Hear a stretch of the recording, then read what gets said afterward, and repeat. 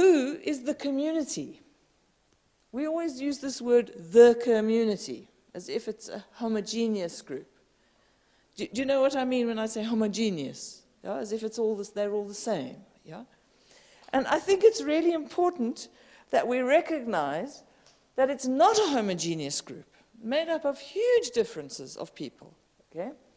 And some of those differences, okay, I don't know if you can see this, but there's a class issue.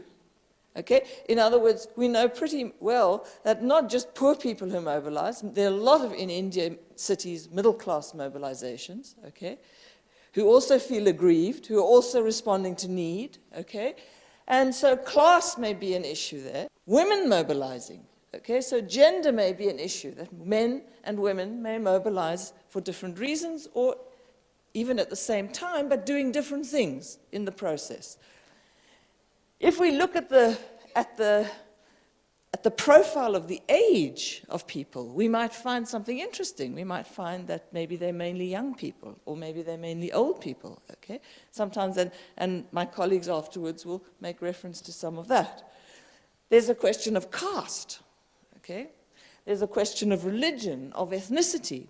And in other words, what I'm saying is that communities are diverse. Why do communities mobilize? People can mobilize around needs, as you said, okay, but also around entitlements. In other words, that they know that they're entitled to this and they're not getting it, and so they feel aggrieved. They may mobilize because of an outside request. In other words, a request from the government or a request from an NGO who say, we'd like to do something with you. Can you please organize yourselves? Okay, so these are all very different reasons, and there might be others. How do communities organize and sustain their mobilization? We saw very different kinds of processes of organization.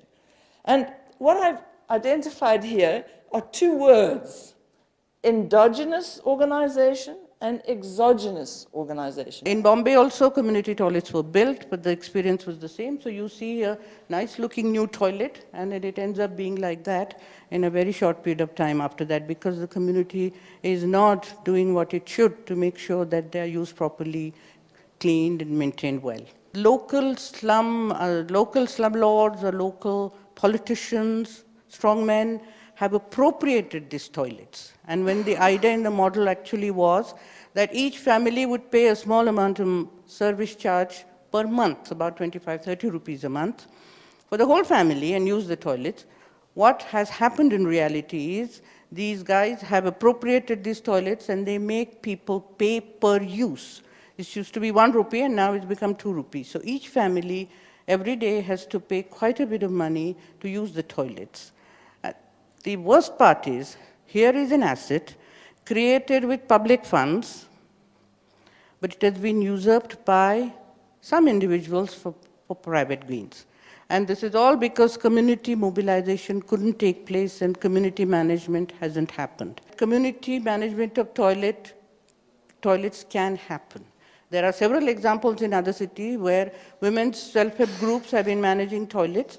Trichy in Tamil Nadu, for example, where Gramalaya has done this very successfully. They have organized self-help groups of women to manage toilets very efficiently and very transparently.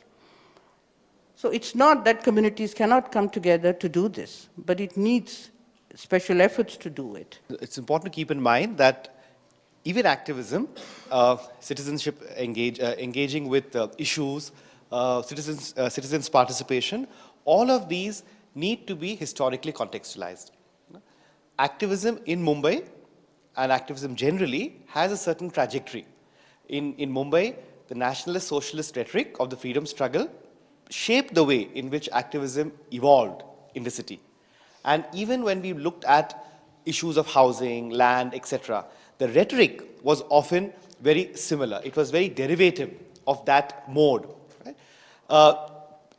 Post-independence, you even had trade union, you had labor struggles, all of these issues ultimately expressing themselves in some mode of nationalist socialism, ultimately expressing itself as the Samyukta Maharashtra movement in Mumbai. As a researcher, I can engage with activism and also given the state of activism in the city, given the way in which we were talking about housing, we were talking about land issues, we were talking about that there is a need for some shift of a certain kind. It became very important for us to understand urban contexts, right? Both as knowledge systems in the simple sense that there are certain urban contexts in which people actually embody knowledge about building practices, construction, civic issues, management, issues of land rights, etc., through the very act of living and producing their own neighborhoods.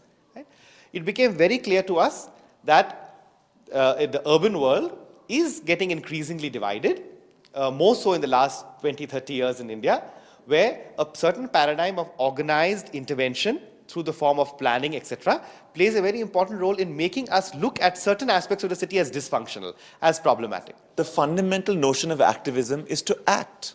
The first thing what we're trying to do here is thinking about culture as much as politics. The origin of citizenship is a notion of belonging. Fundamentally, citizenship is about belonging to a collectivity and negotiating who gets to do what. How did these rules, these norms, think yesterday of institutions and organizations, how did they get set? How did we accept them?